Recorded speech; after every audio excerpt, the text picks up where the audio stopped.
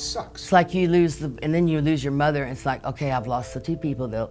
At the height of her fame, Tanya Tucker didn't just step away. She vanished. One minute she was untouchable. The next, she was gone, leaving fans to fill the silence with easy explanations that never quite fit. But the truth was never simple, and it was never pretty. Now Tanya Tucker is finally revealing why she disappeared from the spotlight, and the real reason is far more disturbing than anyone ever imagined. So what really forced her out, and why was the truth buried for so long? Join us as we get into all the details. Tanya Tucker, the childhood that forged a country rebel. Before the fame, before the records, before the long silence that would later leave fans guessing and headlines scrambling, Tanya Tucker was simply a child raised on the road, born into motion, shaped by it, and hardened by the certainty that nothing stayed still for long. Tanya Denise Tucker was born in Seminole, Texas, the youngest of 3 children in a family that never put down roots for very long.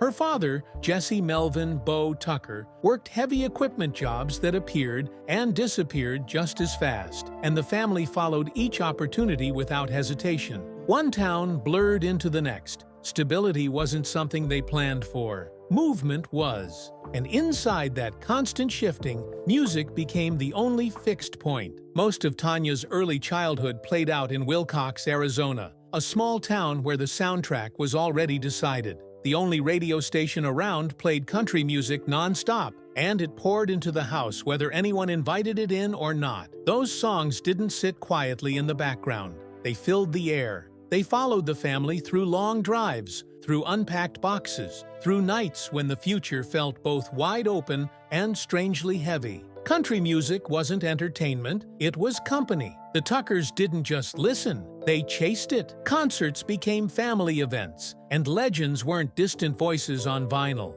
They were people Tanya watched from the crowd, memorizing every move, every note, every pause. Names like Ernest Tubb and Mel Tillis weren't abstract icons. They were proof that this world existed and that it could be reached. At home, most of the attention landed on her older sister, LaCosta, whose voice was already being praised. Tanya didn't fight for the spotlight. She studied it quietly and patiently, waiting for her turn. By the time she was 8, there was no uncertainty left to debate. She told her father, plainly and without performance, that she wanted to be a country singer. There was no hesitation in her voice, no need to explain herself. It wasn't a dream she was trying on. It was a decision she had already made. Then came another move.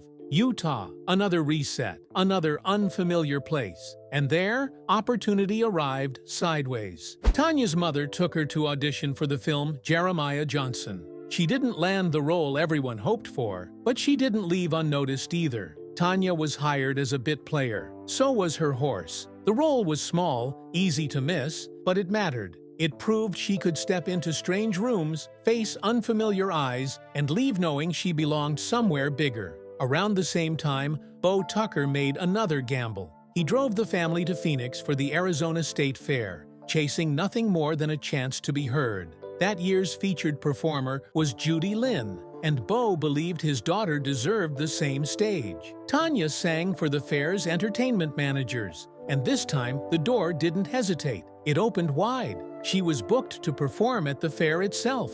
Momentum followed quickly, and it didn't slow down. When Tanya later appeared alongside Mel Tillis, the moment landed differently. Tillis didn't just hear a talented child, he recognized something different. He invited her on stage, placing a young girl in front of an audience that instantly understood they were watching something rare, something already fully formed. By 1969, the family had settled in Henderson, Nevada, and Tanya performed constantly. Not in polished studios or carefully controlled environments, but in real rooms, in front of real crowds, night after night. Her voice sharpened where it mattered most. This wasn't a smooth rise or a manufactured one. It was earned, one performance at a time. Eventually, a demonstration tape found its way into the right hands. Songwriter Dolores Fuller heard it and refused to let it sit still. She sent it straight to producer Billy Sherrill, the powerful head of artists and repertoire at Columbia Records. Sherrill listened, and he didn't overthink it. He signed the teenage vocalist almost immediately. setting the stage for a career that would rise fast, burn bright, and later unravel in ways no one could have predicted. Tanya Tucker, how Delta Dawn lit the fuse and nearly burnt everything down. When Billy Sherrill first started sketching out Tanya Tucker's future, he already had a plan that felt neat and controlled. He wanted her first big statement to be the happiest girl in the whole USA. A safe introduction, polished and manageable. But Tanya wasn't wired for neat plans. Even then, her instincts were sharper than most adults in the room. She pushed for Delta Dawn instead, a song Sherrill had once heard Bette Midler perform on The Tonight Show. It lingered in his head for a reason. The song wasn't sweet, it was restless, bruised, and a little unhinged. Tanya felt that pull immediately, and once she leaned into it, there was no turning back. When Delta Dawn was released in May 1972, it didn't ease its way into the world. It arrived fully formed and impossible to ignore. The song shot up to number 6 on the country chart and nudged the pop chart just enough to raise eyebrows. This wasn't another child singer passing through. This was something else entirely. At first, Columbia Records tried to downplay her age, hoping listeners would stay focused on the voice instead of the shock behind it. That illusion didn't last long. Once the truth spread, Tanya Tucker became a sensation almost overnight, her youth only amplifying the mystery instead of dulling it. The song's grip tightened a year later when Helen Reddy took Delta Dawn to number 1 on the pop chart with her own version. But for Tanya, the song was already welded into her identity. Years later, she looked back without bitterness, openly grateful, admitting she thanked the lucky stars and the good Lord for that song, convinced it would still be a hit even if she recorded it for the first time today. She credited Sherrill completely, acknowledging that without him, her life might have veered somewhere far more ordinary, maybe even towards something as conventional as becoming a rodeo queen. After that, the hits didn't politely line up, they rushed her. Love's the Answer slid into the top 10 before 1972 was over. Then What's Your Mama's Name arrived in spring 1973 and climbed relentlessly until it hit number 1. That wasn't luck, that was momentum announcing itself. Blood Red and Goin' Down followed, then Would You Lay With Me, In a Field of Stone. By then, Tanya wasn't just successful. She was everywhere, and there was no way to ignore her. In 1975, she made a pivotal move to MCA Records, and instead of slowing down, her career widened. The rest of the decade belonged to her. Her voice matured, roughened, and carried weight that came from experience rather than age. Lizzie and the Rain Man hit number 1 on the country chart and crossed into pop, peaking at number 37, while also landing in the adult contemporary top 10. Tracks like San Antonio Stroll, Here's Some Love, and It's a Cowboy Lovin' Night kept her locked in the country. Top 10 from 1975 through 1978, firmly killing the idea that she was just a former prodigy clinging to early fame. She kept pushing outward. In 1977, she recorded You Taught Me How to Cry, a duet with Hoyt Axton, letting vulnerability replace swagger. Then, in 1978, she detonated expectations entirely with the rock-leaning TNT album. The cover was confrontational, the sound was louder, the reaction was swift and unforgiving. And yet, despite the backlash, the album went gold the following year. The gamble continued with I'm a Singer, You're the Song, and Texas, When I Die. Texas climbed to number 5 on the country chart, while its B-side, a cover of Buddy Holly's Not Fade Away, scraped the Billboard Hot 100. It was a clear signal that Tanya could survive outside the box people kept trying to shove her into. By the end of the 1970s, though, the shine began to dull. In 1980, only 2 singles landed as hits, including Can I See You Tonight? Around that same period, she recorded several songs with Glenn Campbell, who was both a collaborator and her romantic partner. She stepped further into acting too, making her feature film debut in Hard Country, after earlier appearances in Jeremiah Johnson and the miniseries The Rebels. On paper, her life still looked full, busy, successful, but underneath, something quieter and darker was settling in.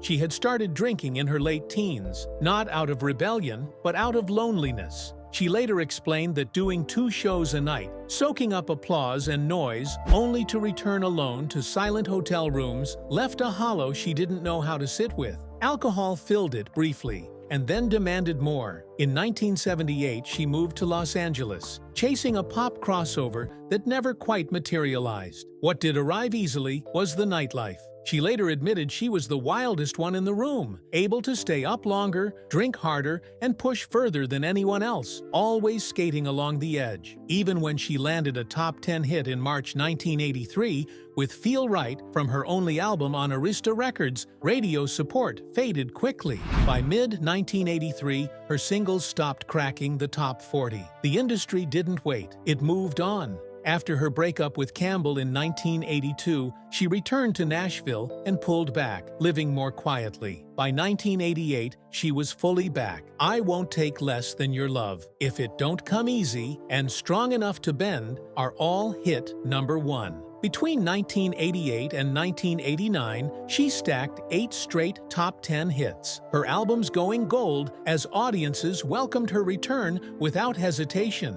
A greatest hits album dropped in 1989, carrying My Arms Stay Open All Night, which climbed to #2. Recognition followed naturally. In 1991, the Country Music Association named her Female Vocalist of the Year, even though she missed the ceremony while giving birth to her second child. The early 1990s stayed steady, with 8 consecutive top 10 singles, including Down to My Last Teardrop, Without You, What Do I Do With Me, and Two Sparrows in a Hurricane. In 1990, CMT honored her as Female Video Artist of the Year. By then, she was something rare, a teen star who survived adulthood. Her 1993 album Greatest Hits 1990 to 1992 performed strongly, and even as #1 hits grew harder to reach, her relevance never evaporated. In 1994, Hangin' In marked her last top 5 hit for a while, the same year she performed at the halftime show of Super Bowl 28. By the mid-1990s, Tanya Tucker was already a 20-year veteran of country music, still only in her mid-30s. In 1996, she ranked among the 10 most played artists of the year and stood as Capitol's biggest female artist. In 1997, Little Things returned her to the top 10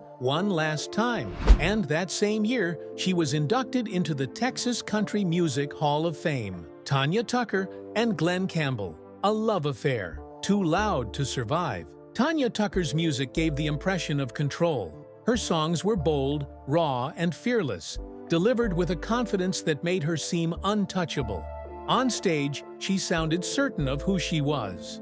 Off stage, that certainty unraveled quickly, especially when it came to love. Fame arrived early, but emotional safety never did, and no relationship exposed that gap more clearly than the one she shared with Glen Campbell. Their romance unfolded in the early 1980s and barely lasted a year, but its intensity stretched far beyond its timeline. At the time, People magazine labeled them the wildest love affair in show business, a description that followed them because it captured the truth. They were loud, combustible, constantly in motion, and fueled by the kind of passion that rarely settles. Everything about the relationship operated at full volume, including its collapse. Tanya was in her early 20s when she fell for Glen. He was 23 years older, already burdened by 3 failed marriages and a lifetime of unresolved wounds. In the beginning, the relationship felt like an escape route for both of them. She spoke openly about wanting to disappear with him somewhere quiet, to focus on getting healthy, to shut out the machinery of fame and live simply as 2 people trying to love each other. What she wanted wasn't spectacle, it was stillness. By 1981, that hope had hardened into plans. She admitted she wanted to marry him. They recorded a duet, Dream Lover. A European tour was mapped out. A Valentine's Day wedding in 1982 was penciled in. No longer hypothetical, but real enough to imagine. For a brief stretch, the chaos seemed to organize itself around a future. But life with Glen never moved in straight lines. It swung between extremes, and the higher the highs climbed, the harder the lows followed. There were glamorous moments that made them look untouchable, like performing together for Ronald Reagan. Moments that suggested they were more than just another celebrity pairing. Almost immediately, though, the rumors began to trail them, ugly, persistent whispers, including claims that Tanya had been so devastated she'd tried to slit her hands. She shut those down firmly, making it clear she wasn't about to destroy herself over any man, including Glenn. What she didn't deny was the volatility. She acknowledged the constant fighting, often brushing it off as arguments over silly little things, but the tension underneath was never small. She spoke candidly about Glenn's relentless appetite for life, joking that men were supposed to slow down after 40, except he seemed to be speeding up. That restlessness fueled the passion. It also fed the friction. Neither of them knew how to turn the volume down. Glenn expressed his love extravagantly. He showered her with jewels, threw her a reported $57,000 birthday party at a Los Angeles hotspot, and even planned to invest in Rhinestone Cowgirl, the high-fashion boutique she dreamed of opening in Beverly Hills. From the outside, it looked like devotion. Inside the relationship, it masked something more fragile. Grand gestures couldn't replace trust, and trust was where everything began to fracture. Glenn didn't give it easily, and marriage terrified him. His past followed him everywhere, shaping how he saw betrayal before it even happened. When Tanya went out one night to Le Dome without him and tried to keep it quiet, the damage was immediate. She later admitted that once the trust cracked, he stopped listening altogether. In his mind, one lie meant every truth after it was questionable. The end came fast and without ceremony. Tanya was removed from the European tour. Communication stopped. The relationship collapsed in silence rather than argument, leaving no room for repair. She never pretended the loss didn't devastate her. She admitted she would have given her life to make Glenn happy for even a single day, fully aware of how stubborn he could be once his mind was made up. She described the heartbreak as unbearable, rooted not just in what they lost, but in what almost happened. She confessed she loved him as deeply as her own life. The stories that followed only deepened the damage. Allegations surfaced of violent fights and heavy drug use, painting the relationship as something that spiraled instead of settling. Some even claimed it cost Glenn a shot at a major pop comeback. Whether every detail was true or not, the fallout was undeniable. Both of them walked away, changed. Years later, regret still lingered on Tanya's side. She admitted she was the one who ended things when Glenn came back, wanting to try again, confessing she'd been too confident, too certain he would always return. She believed that one more attempt might have worked, that a single moment of humility could have shifted everything. Glenn moved forward. He married Kim Woolen, and that marriage lasted more than 3 decades. Tanya never fully rewrote that chapter. Even years later, she suggested Glenn may have been on the rebound when he married, while also acknowledging the woman who stayed. She admitted Kim didn't like her, but expressed gratitude that someone had taken care of him, knowing how difficult loving him could be. One of the most haunting moments came years later, after Glenn was diagnosed with Alzheimer's. His oldest daughter arranged a FaceTime call between him and Tanya. She spoke softly, repeating her name, reminding him they had loved each other, searching for any flicker of recognition. When the call ended, he kissed the phone. That was enough. She said it might be all she ever got, and she held on to it. Life didn't stop there. In the 1990s, Tanya found love again with actor Ben Reed, and together they had 2 children, Presley Tanya Tucker and Bo Grayson Tucker. That relationship eventually ended, and she later became involved with Jerry Lasseter. During that romance, she welcomed another child, Layla LaCosta Lasseter. They became engaged in 1997, but just days before their 1999 wedding, it ended quietly. Another, almost. Over the years, she was linked to men who kept tabloids busy: Merle Haggard, Don Johnson, and Andy Gibb. Along with an early engagement to a cowboy she largely kept private. The pattern remained consistent. Love arrived. It hovered. It rarely stayed. In January 2020, she revealed she was dating Craig Dillingham, a man who had known her for more than 50 years. They met as teenagers at a radio station in Fort Worth, Texas. She said he had always loved her, never drifted, never stopped. It wasn't dramatic, it was familiar. and it felt safe. Marriage, she admitted, was never the problem. She believed in it deeply, but that quiet moment didn't erase the past. It only highlighted how hard-won it was. Because long before safety entered her life, long before steadiness, restraint, or reflection, there was noise. There was damage. There was a version of Tanya Tucker who didn't yet know how to survive fame without letting it consume her. To understand how she ended up here, you have to go back to where everything first began to fracture. The tragedies that nearly silenced a country legend. By the 1970s, the noise around Tanya Tucker had grown louder than the music itself. Addiction, non-stop parties that blurred days into nights, and relationships that sometimes tipped into violence began to overshadow the songs that had made her famous. She liked to wave it off, liked to act as though none of it got under her skin, but she knew better. Not even Johnny Cash pulled headlines the way she did. Her life didn't just attract attention, it demanded it, pulled it closer, and refused to let go.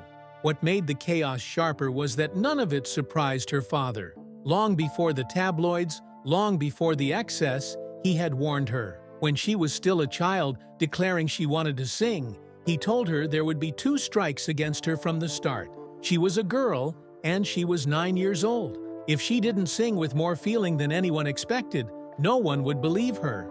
Tanya absorbed that lesson early. She sang like someone with something to prove, pouring emotion into every line until belief became unavoidable.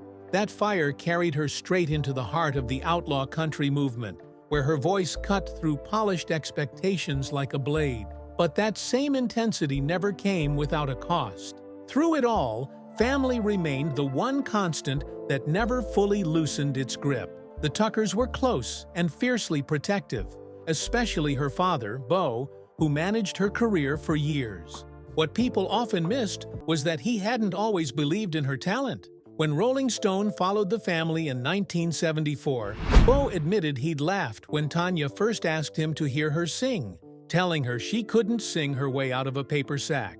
Then she opened her mouth and proved him wrong on the spot. From that moment, he stepped back and let her lead. He took her to shows, watched as stars like Mel Tillis pulled a fearless 9-year-old onto the stage. Reporters quickly realized this wasn't a child being pushed into fame. This was a child running toward it. Bo summed it up simply. They let her breeze along and do it her way. That closeness came wrapped in fear. When Rolling Stone shadowed her as a teenager, they noted she was never allowed to be alone. Not once. A family member or trusted friend stayed with her constantly, even escorting her into public restrooms. Kidnapping wasn't hypothetical. A man once followed them across Arkansas for 2 weeks until he crashed his car. From that point on, safety became a daily concern, and freedom shrank quietly around her. She admitted it wore her down. Being alone unsettled her, yet fame meant she was never truly left alone either. People wanted autographs when she just wanted a moment of normalcy. That tension, she said, was simply part of the deal. Then loss arrived, and it landed heavier than anything fame had thrown at her. In 2006, her father died, and with him went a sense of trust she never regained. She later admitted she could never trust the same way again. Years later, another blow followed. Her older brother Don died after battling dementia and a virus. When she visited him in the hospital, he didn't recognize her. She sang to him anyway, told stories anyway, told him she loved him anyway. By the end, the anger and distance that once defined their relationship felt small and pointless.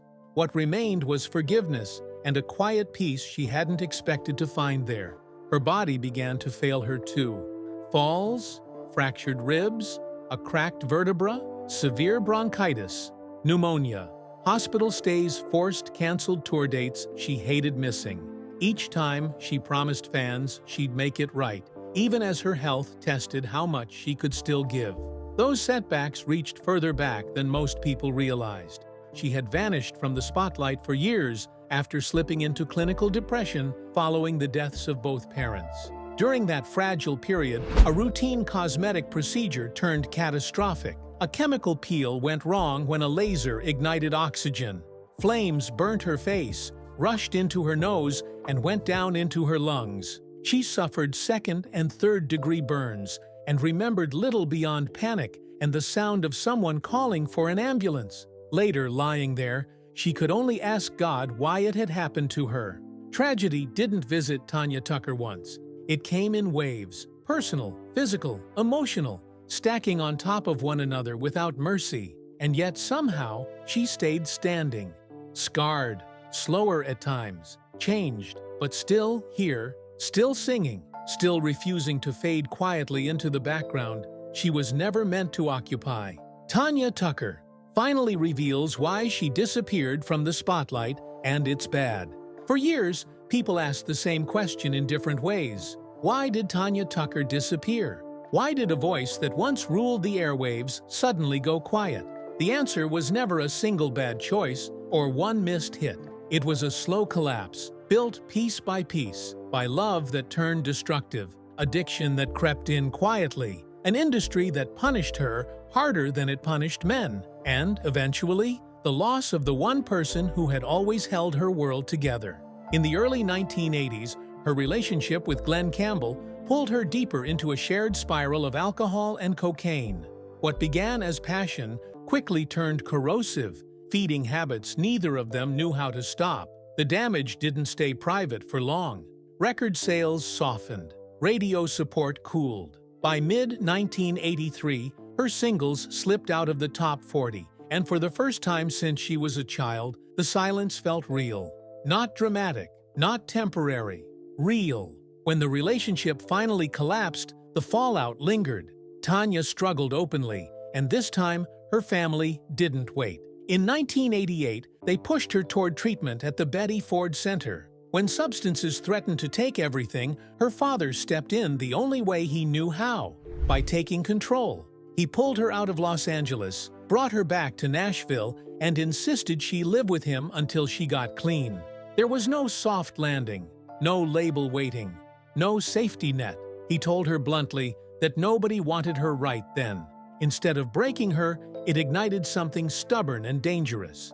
She demanded a meeting anyway. One chance, one last shot to prove she still belonged. By the end of that meeting, she walked out with a record deal and something solid to fight for. The comeback arrived quickly. Beginning in 1986, Tanya surged back with 4 #1 hits and a run that stretched more than a decade. From the outside, it looked like redemption. Inside, it felt like survival. An autobiography followed, a covers album, a reality show. The machine kept moving, but behind it all stood her father, quietly managing the chaos, protecting her from the business while she focused on the music. Then she lost him. When Bo Tucker died in 2006, the foundation of her career went with him. She later admitted she had left everything in his hands, the money, the management, the protection, while she stayed in the creative lane. Without him, the business felt unmanageable. Grief stalled her completely. For nearly 10 years, she stopped releasing new original music altogether. To the public, she had vanished. In truth, she was barely keeping her footing. The pressure never eased. While male country stars were celebrated for excess, Tanya was punished for it. Tabloids obsessed over her relationships, her addictions, and the provocative cover of her TNT album. Outside traditional country circles, her image suffered. Inside the industry, she later admitted that bad management decisions and deep creative dissatisfaction nearly ended her career outright. Her health added another weight: chronic bronchitis, pneumonia, tours interrupted, shows canceled. Then, in 2021, emergency hip fracture surgery forced her off the road again, stretching the silence even longer. Each setback made it harder to imagine a return. And then came the moment no one expected. A collaboration with Brandi Carlile and Shooter Jennings reignited something she thought was gone for good. The result was While I'm Livin', her first album of original material in 17 years. It wasn't nostalgia, it was a confrontation. The record won Grammy Awards, introduced her to a new generation, and reframed her story on her own terms. The journey was documented in The Return of Tanya Tucker, featuring Brandi Carlile. After Campbell's death in 2017, she released Forever Loving You, a decision that reopened old wounds and stirred criticism, reminding everyone that scrutiny had always followed her, regardless of intent. Still, she kept moving. She won her first Grammy Awards in 2020, released a live album, returned to the studio, and in 2023, she released Sweet Western Sound, produced again with Carlile and Jennings, not as a comeback act, but as a woman who had survived everything that once silenced her. Tanya Tucker didn't disappear because she lost her voice. She disappeared because addiction, grief, sexism, loss, and survival demanded more than fame ever could. And when she finally stepped back into the light, she did it her way. Scarred, steady, and impossible to ignore. What Tanya Tucker song is your favorite to this very day? Let us know in the comments below. Don't forget to like, share, and subscribe. Also, click the next video shown on your screen. You will enjoy it.